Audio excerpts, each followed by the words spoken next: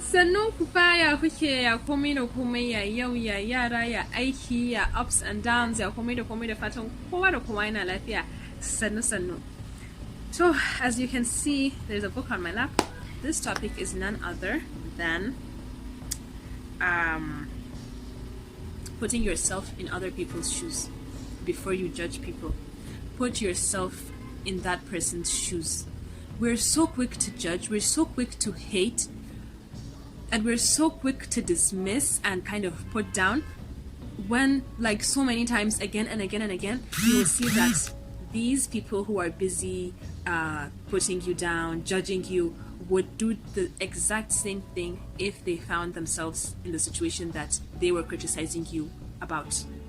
And then you'd be like, so what happened to that? Allah is so okay, I indani ce kut ai ba isa amun kaza da kaza ba. And guess what, when that exact thing happens to them, they react the same way that you reacted. So what was the point of the whole putting down thing?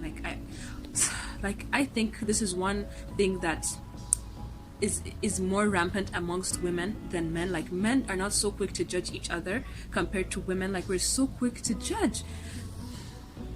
And one thing that really gets on my nerves is like when older women, like these older women whose children are all adults now, just elect themselves Mrs. Judgment or anti criticism, and they'll just be dishing out criticism to new moms and telling you what to do and just making you feel like you don't know what you're doing, like you're totally clueless, when that's totally not the case.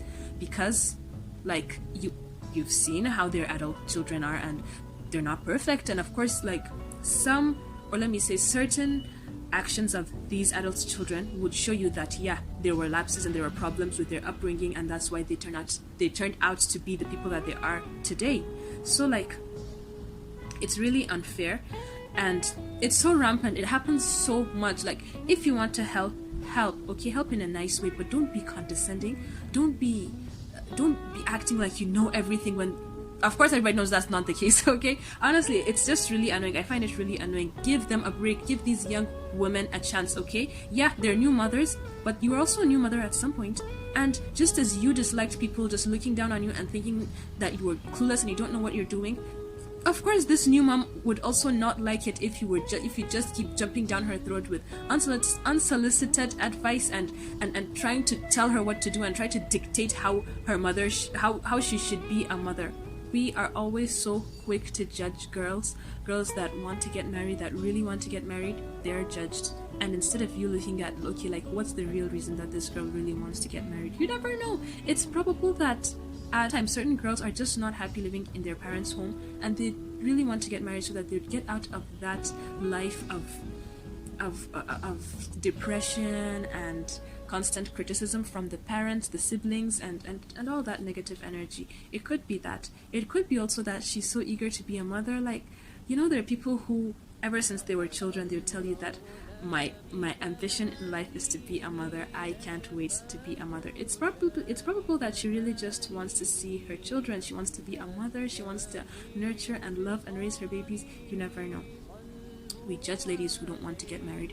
Like, again, you don't know the kinds of experiences she has been through in her life. Maybe she has seen her mother or her aunts or her sisters go through like horrible marriages and heartbreaking divorces, and they don't want that for themselves. Probably we judge women who get pregnant immediately after marriage. We judge women who take some time before they get pregnant. We judge women who, of course, we judge the mothering practices that I mentioned earlier. We judge people's mothering, and we judge people's marriages, and we judge and judge and judge and judge. Don't you think if we judged ourselves, if we judged the quality of our own lives as hard as we judged others, that we would be in a much happier place, that our lives would have been much more productive and meaningful and fulfilling? But no, we prefer to gossip and poke our noses into other people's lives that don't concern us, and the sa'idanci, the gulman da kini bibi da shishigi da shiga dangi da gana must go. It's really not fair. It's not fair at all.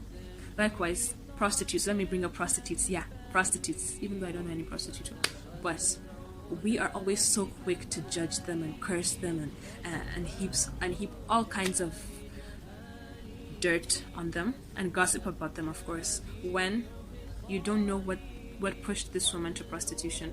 Like just the other day, I was listening on the radio about a group of prostitutes who were talking about what pushed them to prostitution, how not just that radio program. There was a time I was watching an episode of Dr. Phil, and he was talking to a prostitute. She had children who were in school and everything, and at some point her oldest child was asked to discuss what his mother did. Like, he was given an assignment to find out what his mother does and everything, and then to go and present his findings and information to the class.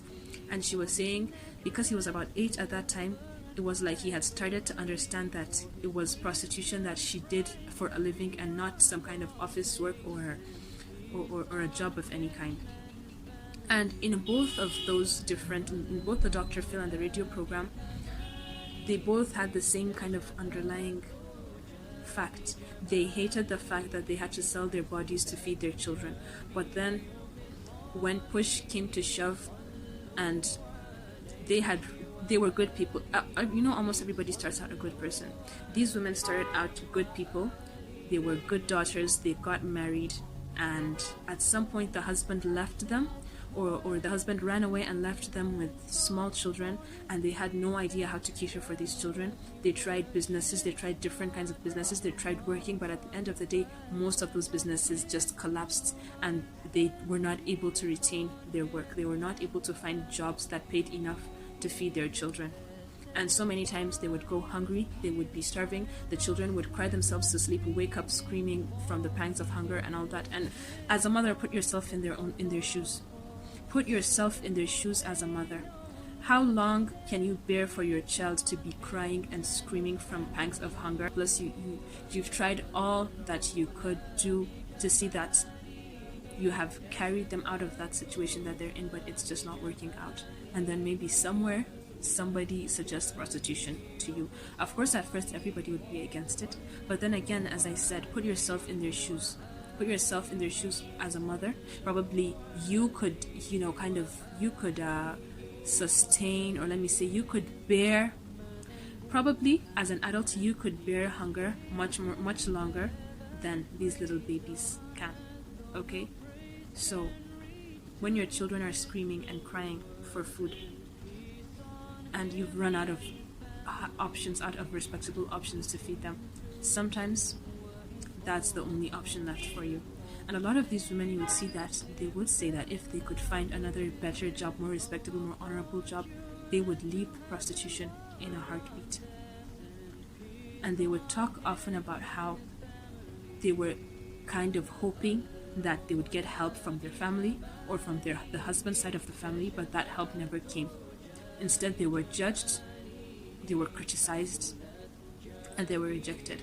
So what do you want them to do at the end of the day? What do you expect them to do? They need to feed their children. Dear fellow sisters, we need to judge less and love more, and try to be as understanding and empathetic towards our fellow sisters as much as we can, because you never know how bad it is going for another sister, for you to have spoken those mean words or judging her when you have no idea what's going on in her life, when you have no idea the struggles and the hardships she's going through on a daily basis. You just see her trying to hold it together and maybe putting on a smile on her face, and you just assume that, okay, just because your life is okay, everything is going well for you, alhamdulillah, that it's going well for everybody else. That's not the case. We need to judge less and love more. Okay, let's try, please, one day at a time, one person at a time. And sometimes when we have change, we could help out. Okay, like for students, for example, sometimes you would see that one of your roommates or one of your course mates is struggling financially. You could help them out with 500 naira, 1000 naira, depending on how well off you are at that time, depending on how loaded you are at the time. Or you could even share a meal with them. There are 1,000,001 ways to help. Okay, if you don't have the money, you could be there for them emotionally. Okay, you could tell them nice words, you could smile at them, you could be nice to them. Stuff like that are even priceless. Like, no money on earth could buy certain nice gestures and friendliness and a smile and just some acts of love. Okay, we need to be there for each other.